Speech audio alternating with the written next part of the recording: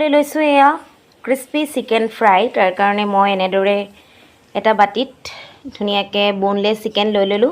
তাত আদা নহৰুৰ পেষ্ট এনেকৈ কৰি পেলাই দি দিছোঁ। ওপৰত দিছোঁ নিমখ সোৱাদ অনুযায়ী। তাৰপাছত তাত দি দিম মই জলকীয়া গুড়ি কোনোবাই কম খালে কম দিব পাৰে, কোনোবাই বেছি খালে বেছি দিব পাৰে।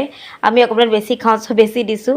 আৰু তাৰপাছত দিলোঁ এয়া হালধি গুড়ি, জিৰা গুড়ি, ধনিয়া গুড়ি, সকলো এনেদৰে ভালদৰে দি ল'লোঁ। দি লোৱাৰ পাছত ইয়াত অলপমান নেমু চেপি ল'ম। নেমু চেপিলে সোৱাদটো বহুত ধুনীয়া হয়, সেইকাৰণে এক টুকুৰা নেমু এনেদৰে চেপি লৈছোঁ।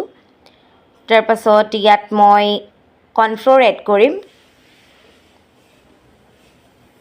আৰু অলপমান আদাও দি দিছোঁ আৰু কৰ্ণফ্ল'ৰ এড কৰিছোঁ এনেকৈ। এতিয়া ভালদৰে গোটেই মিশ্ৰণখিনি একেলগে সানি আধা ঘণ্টাৰ কাৰণে মেৰিনেট কৰি পেলাই থৈ দিম।